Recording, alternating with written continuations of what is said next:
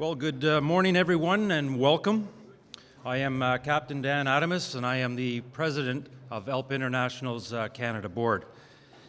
I maintain my professional credentials by flying for Jazz, and proud to say I have been for 31 years, and I'm pleased to serve as your MC for today. Thank you for taking the time from your busy schedules to be here at this conference that we've titled Air Transport in Canada, Time for Real Change, powered by pilots. We are webcasting this event today, so we'd also want to welcome our viewers to the conference. Also, thank you for taking time out of your busy schedules to watch these proceedings. Many of you here today were also present at our reception last night, and I want to thank you for your participation. One of those present was the Honourable Marc Garneau, Minister of Transport. His schedule wouldn't allow him to be here today, but we did get an opportunity to hear his unique perspective on the status of the aviation industry at the reception, which was much appreciated by all in attendance. We have an excellent program in store for you, so I'm confident that your time will be well spent. I would like to acknowledge our sponsors, Iridian Spectral Technologies and the Clarion Drone Academy.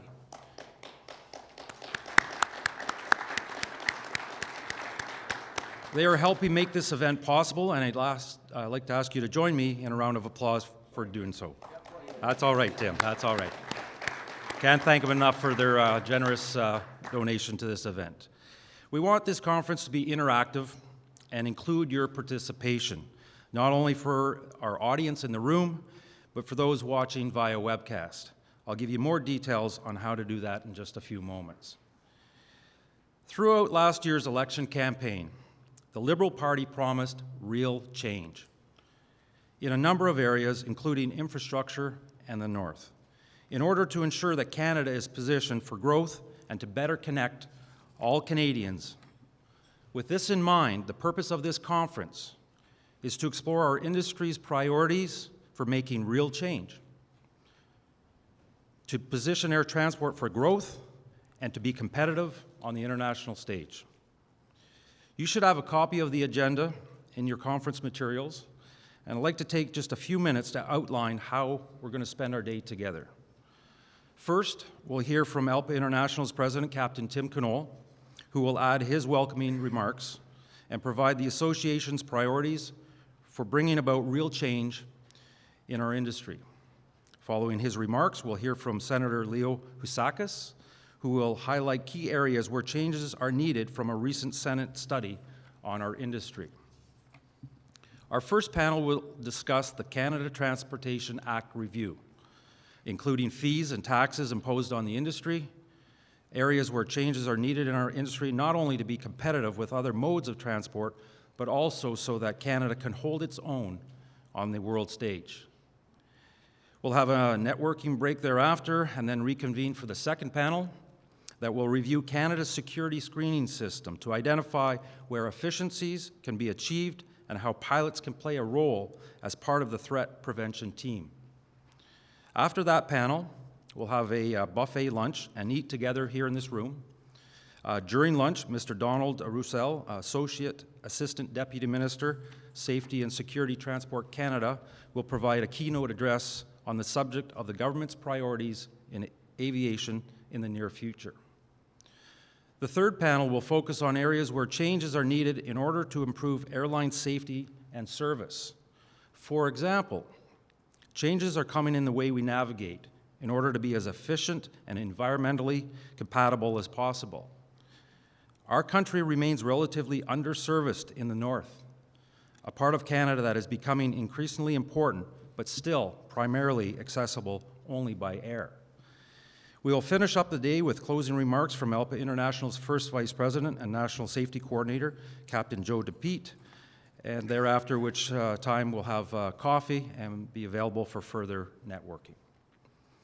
As I said earlier, we want to make this truly an interactive conference, so we welcome and encourage audience participation.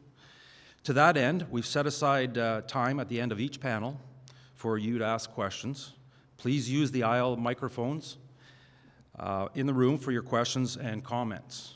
If you're watching the webcast or would just prefer to submit a question, you can text it, new technology these days, to 647-484-2777. That number is printed out for you and placed at your seat for easy reference. You'll notice that there's also a conference evaluation form. Please fill out that during the day and place it in the box at the back of the room. Your feedback on this event is very important to us to help improve our future conferences. For the sake of time, we're not going to read the bios of our speakers. They are provided for you in your conference materials, and I would refer you to them. So let's get started. Please join me in welcoming Captain Tim Knoll, ALPA's 10th president. Captain Knoll was elected to his position in October 2014 and began serving a 4-year term of office on January 1st, 2015. Tim.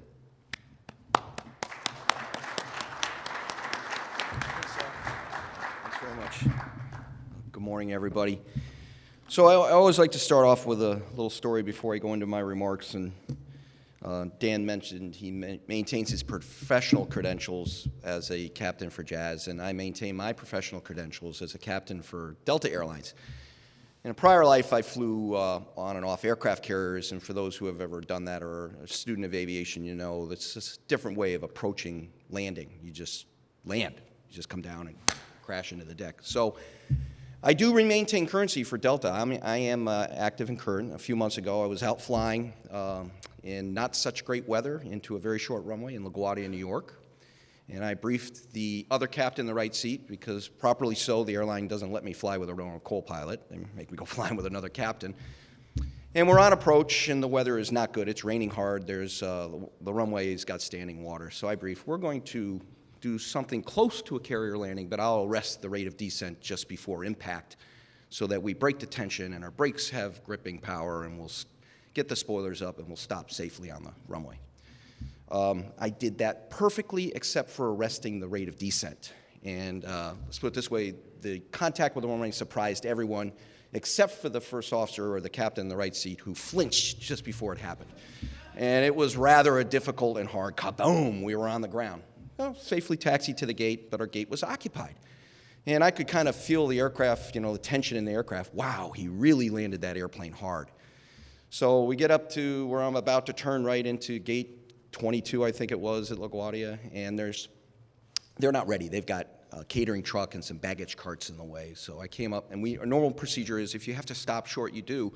And you tell the passengers that you're not to the gate yet, because oftentimes they'll just get up when they feel the aircraft stop, and you're not quite there yet. So I picked up the PA, and I, as a good self-deprecating captain should, I said, ladies and gentlemen, we're not quite at the gate yet. If you please keep your seatbelts securely fastened, because you never know, I might park it like I just landed it.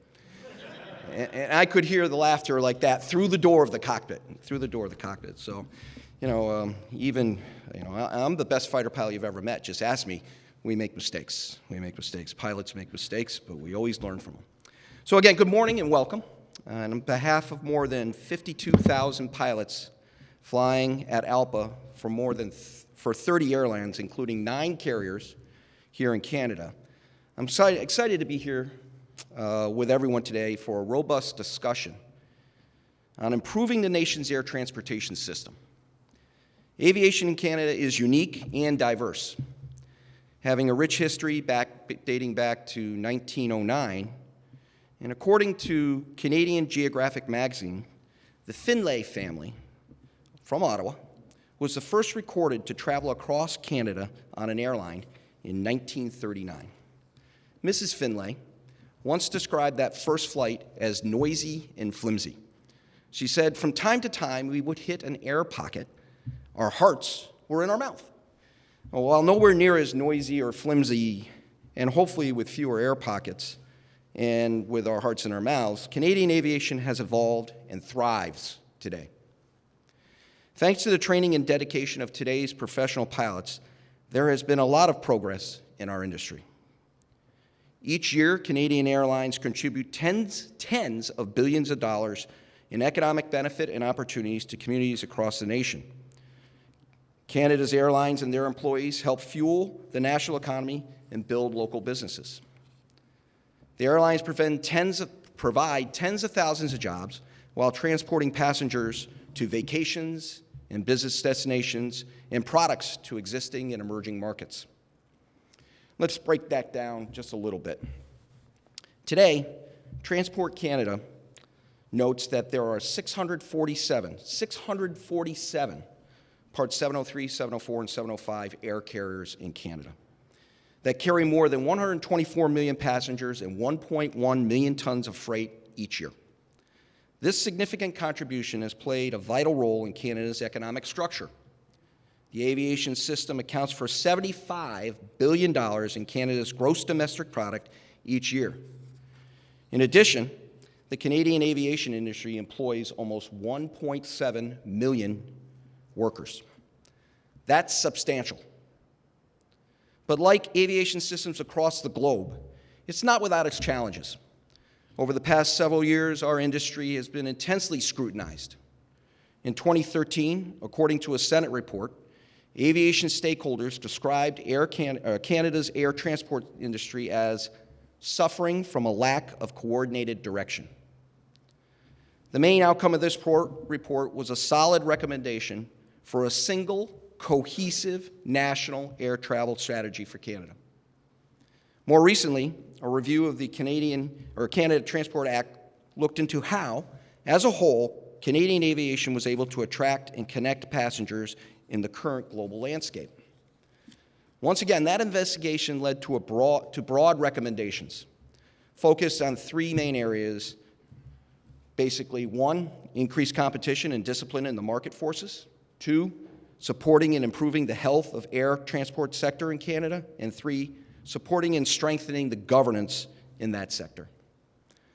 Throughout the recent election cycle, we heard the Liberal Party commit to, quote unquote, real change. In our industry, so far, they appear to be following through on that promise.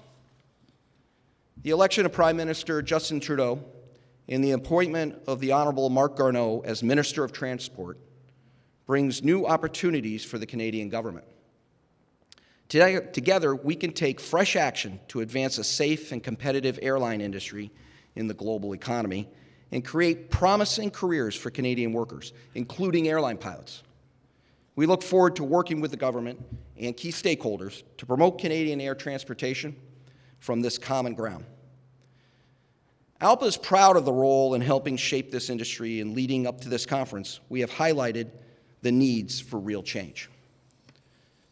In addition to hosting this symposium today, we're releasing a new white paper. Vanna White, the best Vanna White. Here it is, titled State of Our Skies, Canada.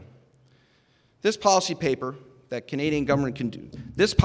details what the Canadian government can do to adopt policies and recommendations that advance economically strong airline industry, promote aviation safety and security, and fosters careers for Canadian workers now and into the future. We have copies of this document in the back of the room, but for those watching on the webcast, if you visit our website, alpa.org, you can download a version there. As the title of today's conference notes, it's time for real change in Canada. And pilots are proud to be part of that discussion. There are several issues hindering the industry today that need to be addressed. First, the government must take a firm stance on the temporary foreign worker program. Some Canadian airlines use foreign pilots to augment their rosters on a seasonal basis. At times, these airlines have had more foreign pilots on their rosters seasonally than Canadians. This puts Canadian flight crew members at a competitive disadvantage right in their own domestic market. The Canadian government needs to address the foreign worker license validation and reciprocity programs as well, and look into wet lease in order to protect Canadian jobs. ALPA is also working to advance labor as a whole by keeping the pressure on government for the full repeal of the Labor Organization Reporting Requirements Authorizing Bill. In a show of real change last year, the Minister of National Revenue waived reporting requirements for labor organizations through calendar year 2016. While this was a step in the right direction, we will continue to work to ensure this onerous policy is reversed. It's time for us to restore fairness to Canada's labor unions. Along with a new government elected on real change comes new opportunities to advance the pilot partisan agenda. Recently in Washington, D.C., Prime Minister Trudeau and President Obama signed a joint statement on climate leadership. ALPA strongly supports continuing to reduce aviation's already very small overall percentage of greenhouse gases while preserving the economic viability of the airline industry. Canada's airlines and regulators must continue to work with airline pilots on efforts to advance alternative fuels and more efficient flight operations. Internationally, the Canadian government must work with ICAO to achieve a global approach across the aviation sector to safeguard the environment and promote carbon-neutral growth. This action must happen while ensuring Canada's airlines remain economically strong, competitive, and continue to drive the Canadian economy while providing jobs.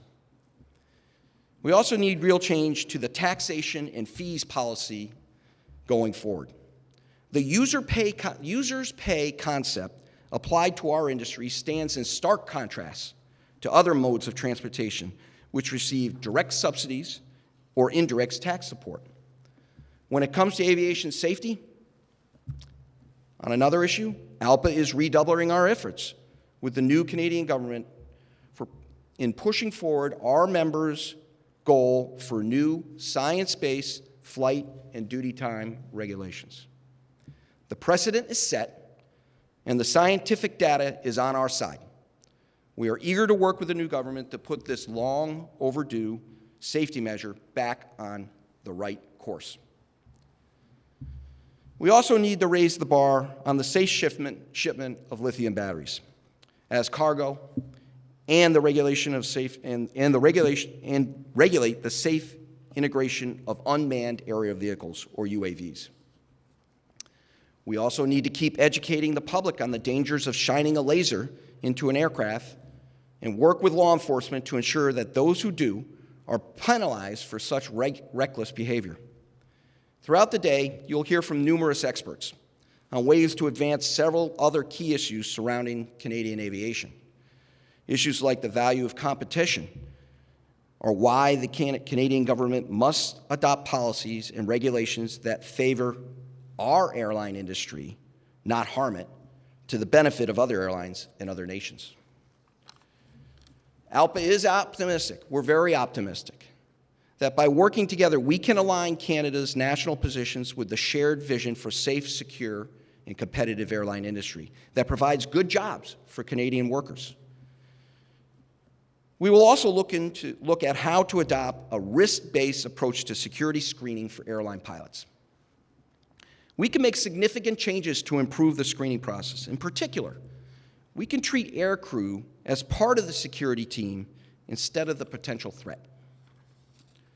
You'll hear discussion about how we can modernize Canadian airspace and the related infrastructure, which includes the unique challenges posed by operating in the vast and remote north of Canada, in order to improve airline safety and service.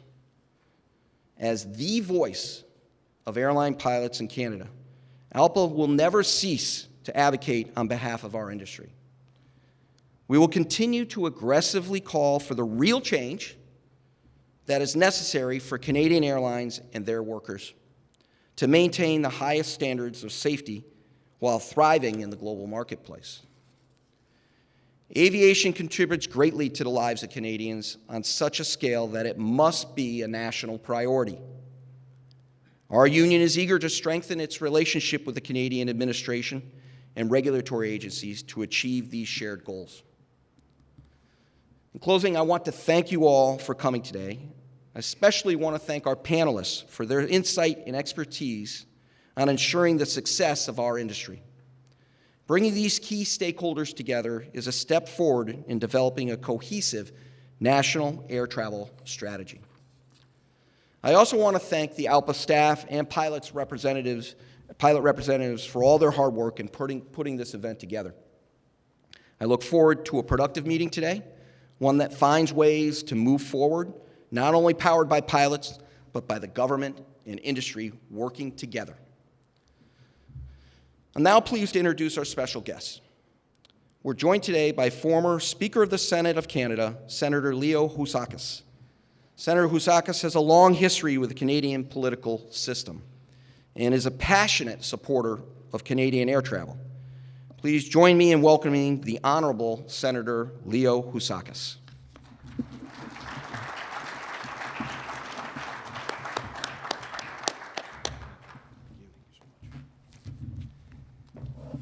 Ladies and gentlemen, good morning.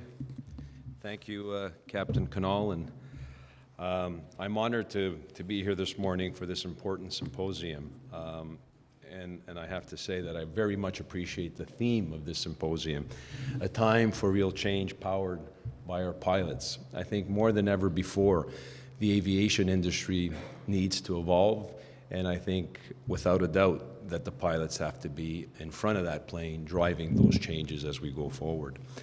I also have to admit that I'm quite envious and jealous, to be quite frank, when it comes to pilots, because of course, every time a plane lands anywhere in the world, passengers erupt in enthusiastic applause.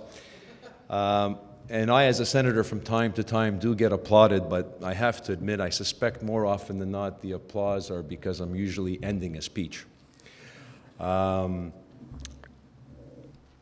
This morning, I hope to get some genuine applause from this room, because if my colleagues and I have done a thorough and right job in regards to concerns and recommendations in the industry, I think there's no better place to get them accredited than a symposium like this by people that are in the front lines, literally. It is inspiring to see so many of you here this morning, leaders and professionals who obviously value the importance of our air transportation industry and its vital role in not only our country and our economy, but in our way of life, really.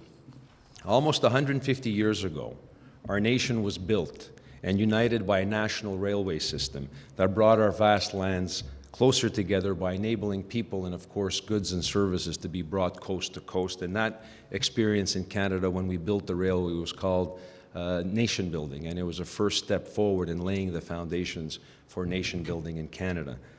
Today, air transport is the key to achieving the same noble goals of a united and prosperous country and adding to that process of nation building. The vision you have is just as far-reaching and as vital as that of our first Prime Minister, John A. Macdonald. The railway industry built the country east to west, and now we have an opportunity by capitalizing on the potential of the aviation industry to take Canada to further heights. Some critics surely thought that the ambitious concept of an efficient railway system to be a flight of fancy at the time. Some thought it to be too expensive. Just as some today may think real change in Canada's air transport system is too complicated and too cumbersome.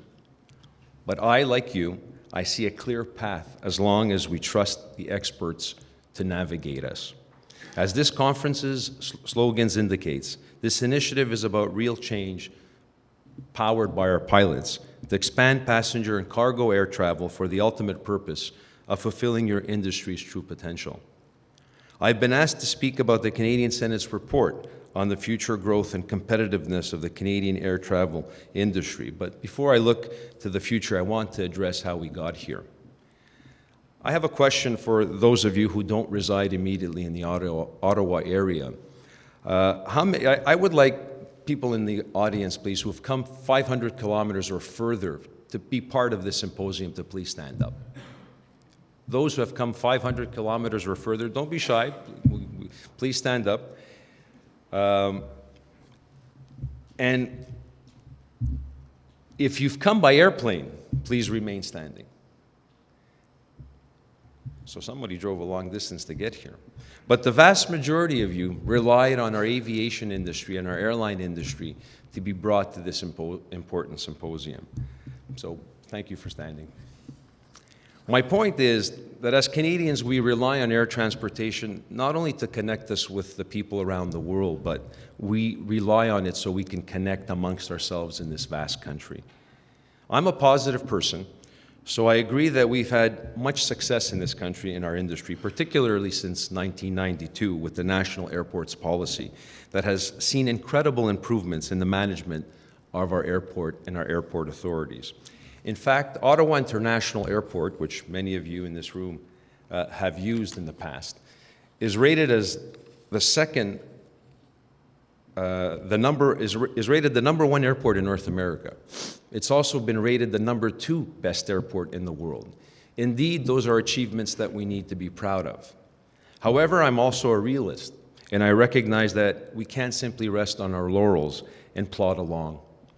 As part of the Senate Committee on Transportation and Communication reviewing our air travel system, I recognize many critical realities, many of which were pertinently outlined for us by the Airline Pilots Association. What are some of the competitive challenges that face our nation today? Foremost, flying a plane in Canada is expensive. Toronto's Pearson International Airport is the most expensive airport in the world to which to land and take off a plane. Many of the Canadian airports across this country are far too expensive to land and take off a plane. That is just not acceptable. With just over 75% of the Canadian population living within 90 minutes of the U.S. border, where fares can be found at half some of our rates, we are seeing a plane drain of our passengers crossing over to the U.S. border. Plattsburgh International is only 90 kilometers south of my backyard city of Montreal. And unbelievably, Plattsburgh International Airport markets itself as Montreal's U.S. airport. Currently, ladies and gentlemen, 85% of the traffic that goes to Plattsburgh International Airport comes from Canada. The airport is simply more competitive than ours because we have more Canadian flights, that our Canadian flights are too expensive through government taxes, fees, and other charges that are either paid by passengers directly or are charged to airports or airlines and passed on to the consumer. Along with a plane drain of passengers, we are also seeing a brain drain of our pilots. Attaining pilot qualifications has become too expensive, little financial assistance is available, and starting salaries for pilots are way too low, and I think many of you in this room will agree with that statement. The result, too many qualified pilots are leaving for work in other parts of the world or leaving the industry altogether to go into other sectors. We can't pretend that this won't have an impact on available pilots, as more will be retiring without adequate replacements. And we all know that the revenues are only generated when our planes are up in the sky. We also face geographic challenges. During the course of our study, our Senate committee learned that airport infrastructure in remote and northern communities may not be sufficient to meet future needs and will restrict air transportation growth. The ultimate conclusion of all these factors and more is that our air transportation industry is not as competitive as it needs to be. Before I tell you about the Senate Standing Committee's recommendations to solve the problems, I have good news and bad news, of course, about our challenges that we face. Like many of you in this room, I suspect we've taken long hauls and flights that have ranged anywhere from 2-3 hours to as long as 14 or 15 hours. Whether as a crew member or as a passenger, I'm sure that seemed like an unbearably long time to go through such a long flight. The bad news is that making our travel industry sector more competitive and efficient will take a little bit longer than that. It will require commitment from government, from stakeholders, and a persistent, I think, approach to sensitizing all involved of the required changes that need to be made. Identifying the practical challenges has already involved our 2-year study. Our committee, the Senate committee, met over 98 witnesses, including representatives of pilots, airlines, airports, the air navigation service provider, federal, provincial, municipal governments, international organizations, consumer advocates, the tourism industry, and many more. The committee also invited some academics to explain their perspectives on the issues. Representatives of this conference, the hosts of this conference, the Airline Pilots Association International, had the kindness to come before our committee on 2 occasions, in November of 2011 and December of 2012, and we very much appreciated their input. And we arrived at 7 important recommendations. But now we face the real task, implementing them. And I appreciate the impatience that all of us in this room share. However, as any good pilot knows, you need to know where you're going and how to get there before you take off. Now, the good news is we do have a plan going forward. We are ready for takeoff. Our first, and I believe our most important recommendation, is that we need a cohesive national air travel strategy, one that is not one size fits all, but rather takes into account the specific challenges of the northern and remote regions and encourages the use of air travel in Canada. Instead of multiple entities, both public and private sector, working in silos, we need, and sometimes at cross purposes, we need to bring all relevant stakeholders to the table together. That does require leadership. So again, I'm extremely encouraged by today's theme of leadership by the Airline Pilots Association. We can't get to our destination, my friends, without our pilots. The recommendations contained in the final report of our study calls for a new national strategy for air transportation. Northern aviation services and infrastructure, rent and governance in the national airport system, as well as the human resource needs in the airline industry have to be addressed. That does sound bureaucratic, I agree, but to put it in plain language, we need to support our airports as economic spark plugs instead of toll booths. Clearly, we have to start treating runways and airports in this country as the engine for economic growth and not simply as a source of revenue for the government to milk without investing their fair share in order to assure that continuous growth in our economy and in the sector. Rather than burying our air travel industry under high government fees, we need to support it to leverage the economic boon it provides to our communities. How do we do that? I believe fundamentally the number one thing is infrastructure. Infrastructure is key, particularly in remote and northern communities where air transport is often the only reliable means of moving people and essential goods, not to mention playing a critical role in medical evacuations, emergencies, and firefighting. The geography in the north, in combination with new runway standards, can restrict the type of aircraft that can be used in those markets, while high operating costs and small markets have not encouraged much competition. Airport runway, terminal maintenance, fuel, and storage facilities must be improved at some airports to maximize the economic potential of our north. Politicians of all stripes, governments at all levels, clearly understand that the future of Canada's economic growth will be based in expanding our northern economic resources that are available to us. We will never be able to achieve our true economic potential in expanding the north, in helping the Quebec government with their Plan Nord, which is a very ambitious project in developing in the north, if we don't invest in infrastructure to allow for that development and to allow for Canadians to capitalize on that opportunity. And the aviation industry is central in that regard. The state and the availability of runways is the biggest infrastructure challenge we face in the north. There are only 10 paved runways in the 3 territories in the north of Canada. There are over 60 runways, paved runways in Alaska. That speaks volumes of how our friends to the south view the airline and aviation industry compared to how Canada's strategy has been. Americans view runways and airports as economic engines. They invest in them, they support them, and it's the foundation upon which they build economic activities across the United States. In Canada, unfortunately, we have a different perspective, and we've had a different perspective in that regard, and that perspective needs to change if we want to stay competitive. There's only one type of aircraft, as you all well know, that can land on gravel. The aircraft is 40 years old and has high operating costs. No fuel-efficient aircraft will be available to use the more common gravel runways.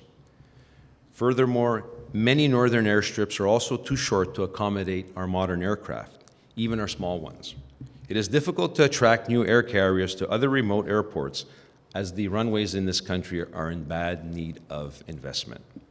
Meteorological infrastructure and information is also limited in the north, reducing airport operating hours and increasing air transportation operating costs, as many flights are delayed or even canceled.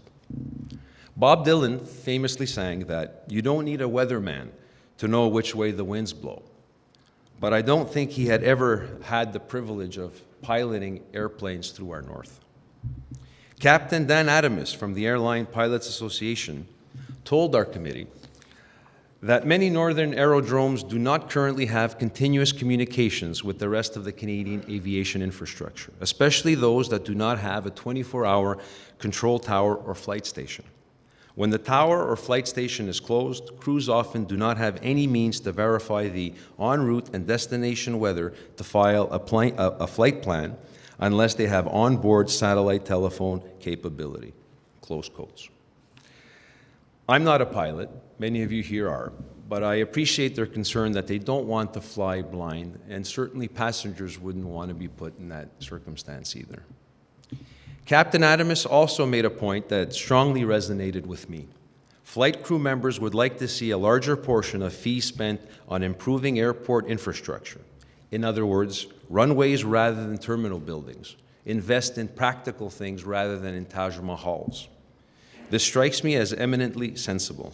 After all, when the average Canadian decides to fly, he or she tends to base this on cost and convenience, not on how pretty a terminal may look or how many stores and restaurants are available to them. There is a certain place, of course, for terminal improvements, since that is the first and last impression a traveler gets when they land or go through an airport terminal. However, funding allocation should be made in full context of all travel needs. Therefore, we have made a recommendation establishing review mechanisms to allow stakeholders and airport clients to better scrutinize decisions made by the airport authority. At the same time, we need to eliminate the so-called rent that these authorities pay to the federal government. $3 billion. Dear friends, $3 billion in rent paid since 1992 exceeds the value of the assets that we have in our system. That isn't rent, it is truthfully a tax. And we should stop pretending that after 20-year contract and lease period of the federal government, that we will somehow find other tenants for these assets. Let's just phase out these ground rents and transfer federally owned airports to airport authorities that operate them for the local needs in developing the economy. The human resources challenge in dealing with a shortage of new pilot recruits will also certainly impact the future viability of our air transportation industry. I hope and I strongly urge that airlines recognize it is in their own long-term self-interest to invest more resources into training and recruiting the next generation of our pilots. Transport Canada also has an important role to play in ensuring that any pilot employed by our carriers meet all safety, security, and professional requirements. The challenges faced by the Canadian air flight industry are just as familiar to the Senate of Canada as they are to each and every one of you in this room. Now, all of us here today have an important role to play in promoting together the solutions we need to ensure growth in this vital $45 billion economic activity that already provides more than 200,000 jobs to Canadians across the country. We can't fly blindly into the future, so I congratulate and I thank not only the Airline Pilots Association for hosting this important symposium, but also every one of you that have participated and who are participating and engaged in this dialogue. The industry is far too important, and we all have to make a commitment to encourage this new government in Ottawa and all governments across the country to start reflecting on with a true clear picture on what we require to do in order to make sure that the industry is viable, competitive, and making the strong contribution it has always made in economic growth. I'd like to thank the association for giving me the opportunity on this important issue to speak before you, and I thank each and every one of you, whether you are in government or industry, for working together to bring these real important changes to the industry. So continue your good work and wheels up. Thank you very much.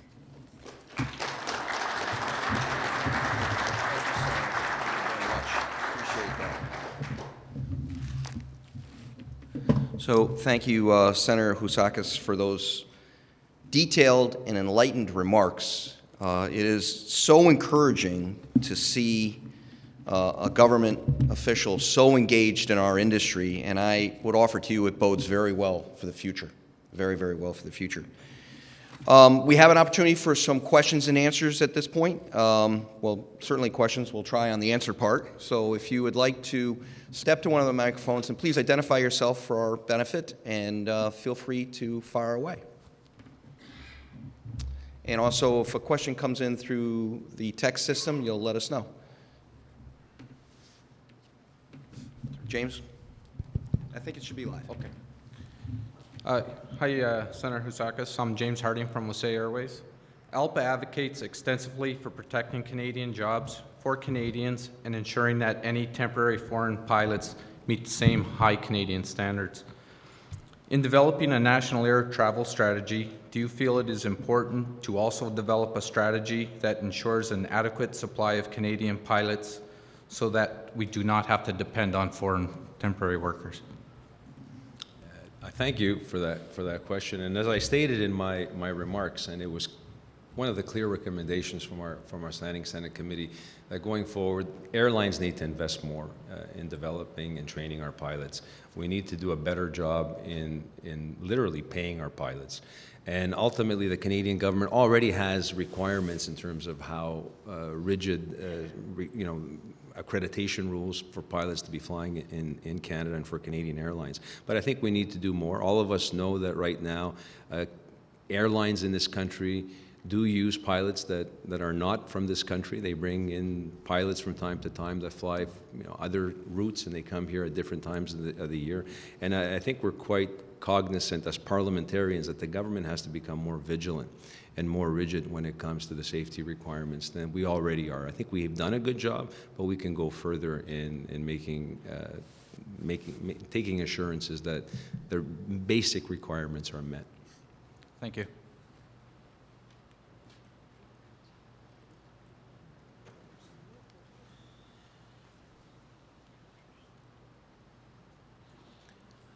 Good morning. My name is Brian Mask. I'm the Director of Flight Data Monitoring for Applied Informatics and Research, a company here in Ottawa. In both the Senate's interim and final report, the recommendations are made to bring all the stakeholders to the table to develop a national air strategy. In light of that, what is the importance of that step, and to counter that, what are the ramifications of not of amending the act without that participation? Thank you.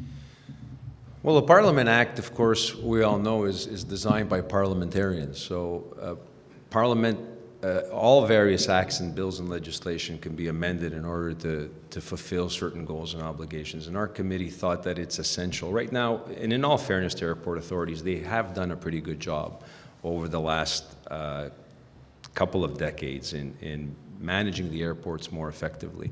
But we've heard from a number of stakeholders that they feel that in the process of administration that exists currently, they don't have enough of a say, be it the Pilots Association, be it airlines, be it the customer themselves. And the committee felt that it was imperative that we've taken that first step. We've allowed now for airport authorities to be representative of municipalities, provincial governments, some of the local authorities. The next step is to go a step further when it comes to governance and bring in around the table the actual stakeholders, the businesses, the individuals, the tourists that actually use the airports in order to give their perspective to the management groups that are running those airports. So we think that the Transportation Act can be amended in order to fulfill that objective.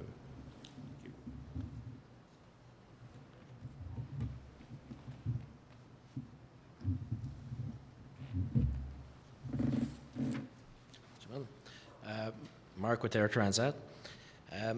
Given Canada's diverse operating condition and vast remote and northern region, is it still possible to meet and achieve international standard and maintain competitivity in the north? And remain competitiveness? Yes. Absolutely. I don't see what would be the impediment.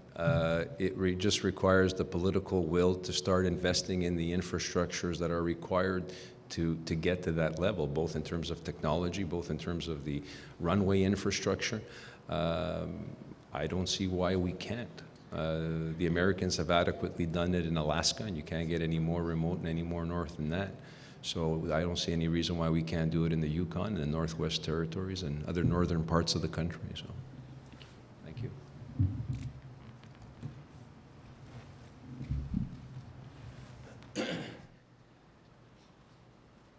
Senator, good morning. I'm Michael Rodnick. I'm the president and chief executive of Wasaya Airways. I've got my Captain Harding here with me as well. Following up on his question, one of the things that I think is critically important, and you answered, was airlines need to invest more in pilot training. And I think you mentioned pay as well, that we have to pay more. I'm pleased to say that with our airline, we have a development program that is focused on developing First Nations pilots. And we just graduated 3 First Nations young men who are now line pilots with us flying heavy equipment. What can the Canadian government do to support some of the initiatives in the north? You also mentioned that the aircraft that fly into gravel strips are no longer in production. They're old and antiquated. The last one that would be viable would be the Avro RJ, which stopped production in 2003. I think you were referencing the Boeing 737-200. But having said that, there are aircraft that can get in there. The difference really is paved versus unpaved, and the performance of the aircraft on an unpaved strip, or the limits on the performance. So I guess my 2 questions are, one, sometimes the government could help with government programs for education. We'd like to see more of that. And second, paving northern runways would do an immense improvement to the quality of life for First Nations communities as well as northern communities going forward. And is there a plan for that with the Government of Canada? Well, on both those fronts, I think you will find that the Senate Standing Committee on Transportation's report were very supportive. Now, as parliamentarians like you, all we can do is advocate to the government to make sure that they become sensitive to those proposals and recommendations. On the first issue, I think what the government can do is in addition to actual hard currency that they can provide in terms of supporting the Canadian airline industry and training our personnel and even investing in partnership agreements with organizations like CAE, for example, and other type of organizations like that, and directly go into partnership with the airlines and training our Canadian pilots. We can also give tax credits and tax benefits to companies who engage in programs just like the one you've engaged with training Canadians from a particular community with a particular interest. In terms of the fundamental requirement in the north, it's going to take cash. It's going to take a commitment to invest in that infrastructure. And just like I alluded to it in my speech, when John A. Macdonald decided to build a national railway, people thought he was nuts because of the actual value of that investment at the time. Of course, in retrospect, he looked like a genius. When Premier Robert Bourassa in Quebec invested heavily in the early 1970s in James Bay, billions of dollars at the time, everyone thought it was just nuts. It wasn't viable. I'm a fiscally conservative parliamentarian who believes we have to be frugal with taxpayers' money and we have to invest intelligently, but there comes a point in time when you can make grand investments in areas that will inevitably have huge long-term benefits and paybacks. And I think this sector is one of them. And I go back to what I said in my speech, that I believe the future of economic growth in this country is to the north. That's where the untapped natural resources of this nation are available. And of course, with the climatological changes that are going on, I think even that whole Northwest Passage will have unlimited possibilities for this country. So one is through tax benefits that they can give the airline industry to allow people, companies to train Canadians here. I think the Canadian government can support a program in conjunction with some of our private sector people in the aerospace industry like CAE and help the airline companies take Canadian dollars and invest them in training Canadian pilots. So those are just a couple of ideas. I don't know if I've answered thoroughly your question.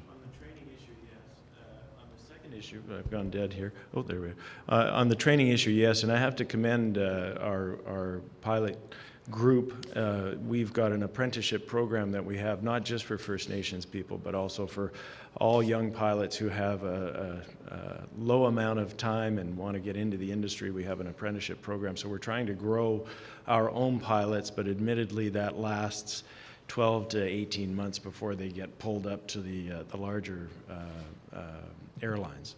On the paving question, though, I think that's really important, and perhaps for your consideration and as you advocate for northern development, if you could take a look at the funds that are earned by some of these major airports in the south. Calgary continues to grow, Edmonton, Toronto, Montreal, here in Ottawa. All these airports are charging airport improvement fees, and Tier 1, the 8 airports that are the Tier 1 airports, continue to raise the airport improvement fee from initially $5, if you'll recall, those of us who are old enough to remember back in Vancouver, to now over $30 in some major Canadian airports. Multiply that by the millions of travelers, there's a huge revenue stream there. So maybe some of those funds could be diverted into the north to help develop the north and help northern communities as well.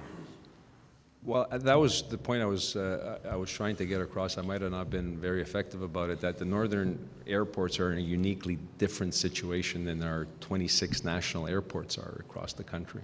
They don't have the same traffic, they don't have the same revenue base, so as a result, they need that extra funding from the federal government, and that's why I think it requires just like we've had infrastructure programs over the last number of years whenever we thought it was required to help municipalities and major urban centers across the country, and the federal government has injected a huge injection of infrastructure money. I think this is a time for the federal government to say, when it comes to our northern airports, we need to put the investment first before the traffic comes in. So I think that's what I'm saying. Very good, thank you. Thank you.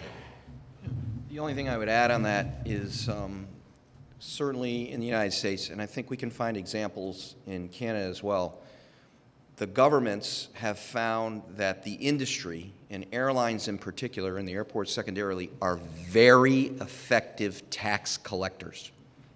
So it's a go-to place to raise revenue.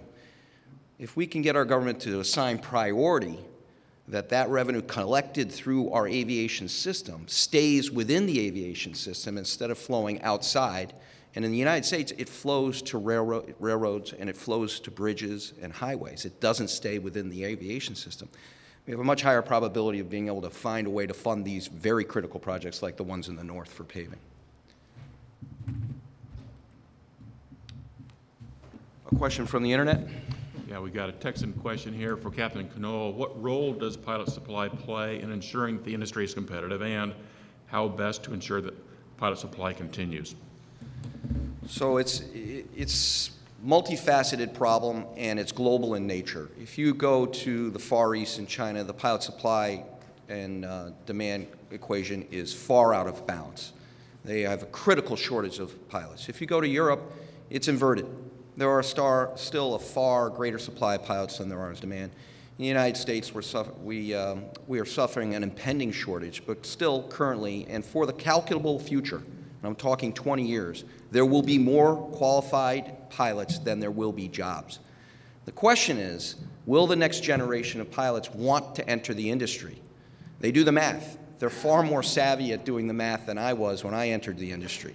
They calculate the cost of training and gaining experience. Then they calculate what their first 5 years, second 5 years, on up to a career for 30 years will look like. And when it doesn't add up, the motivated, qualified, engaged individual will make a choice to go to another career path. So we have to make sure that we're providing a path, a career path for a young, motivated person that makes sense and adds up. Currently today, in many segments of our industry, it doesn't add up. So we're focusing on that in the Airline and Pilots Association. Yes, sir. My name is Bernard Gervais, President of Canadian Owners and Pilots Association. My question is for the Senator. As part of the National Air Strategy, how do local and community airports fit into the National Air Strategy? Not only as breeding ground for the future pilots, because that's where a lot of them get their schooling and their training, but also as links in the national transportation system. and not just far north, but also in the lower south? If I understand your question correctly, you're asking how it fits into the national strategy that we're proposing? Yeah, the local community airports, we've got quite a few. Yeah, we got 1,000? tons of them in this Yeah. country, and I think they're another unexploited resource. To be quite honest with you, the reality is right now a lot of them they're finding it challenging depending on which part of the country. Some of the ones that are closer to the urban centers are having a harder time staying viable and finding a niche for themselves. If you look at the other ones in more rural parts of the country, again, they're in terrible need of funding. They don't have the available access to capital that your main airports do in the 26, our national 26 airport system that we have in the country, just because they have volume of traffic and they have a lot more disposable capital available to them. So in our strategy, I think I go back to my original premise that the Canadian government has to, at some point in time, take a decision that they need to create an envelope and invest in that envelope in order to build those airports up as much as the northern airports, because they are vital elements in the economic chain across the country. Thank you. You know, if I may say, like I have been an advocate for balanced budgets and the federal government learning to live within its means. But I really do believe when it comes to transportation infrastructure, be it railway, be it aviation, it is genuinely, and it's not rhetoric, it is the foundation upon which to build an economy. So I think if there's one place the federal government needs to invest more, and in a country as vast as Canada's, we have not in the last 2-3 decades kept up to speed. So we have time for one more, and I think it's coming from either text or the web. Jerry? Yeah, another text question. This is for the Senator. You had mentioned a need for increasing Canadian pilot retention, and it seems as though the industry is still highly represented by the male population. Is there a plan to try to increase the Canadian pilot pool by recruiting more females? Yeah. I'm sorry, I didn't. So currently it's a male-centric industry. Is there a plan to try to entice more females into the industry as pilots? It's a very good point, and I have to say that we thought we covered every single base in our 2-year study. I have to admit, full confession here, that was not an issue that I recall was addressed by many people. So I think for sure we need to find ways to have equitable opportunities for all individuals, regardless of their sex, their color, their creed. I think it's only normal. I can't really answer the question from the perspective of the experiences we had with our committee, because it's not an issue we tackled. So I don't know if Captain here can give me some insight on that. Well, we have a very low percentage in both our countries, low single digits of female airline pilots. And, you know, I think the foundation, how we got in that situation, was basically cultural, but you know, we have a debate going on primarily because we have a female running for president in Senator Clinton about pay equality. And for those interested in spreading the word, or for someone with a young person in their household who's interested in becoming a pilot, I can guarantee you today that if they choose airline pilot as a career, they will have complete neutrality. There is one standard for training. There is one pay rate no matter your sex. Their advancement opportunities are done by seniority base. So if you want to get away from a world that might have some bias against you in advancing through your career, become an airline pilot. You won't suffer that. It's one little thing to try and entice a few more in. We're keen on seeing many more in because it'll help us on our pilot supply problem. I got more of a question than an answer, Captain. Is it really a problem right now? There's just not enough applicants who happen to be female coming into the industry, or are they just too smart and they realize it's too tough a business and doesn't pay enough and they're doing other things? I mean. Yes. So we're going to move on to the first panel, I think, Dan. So, Senator, thank you so much for your time. I really enjoyed your remarks this morning. Thank you very much. Thank you.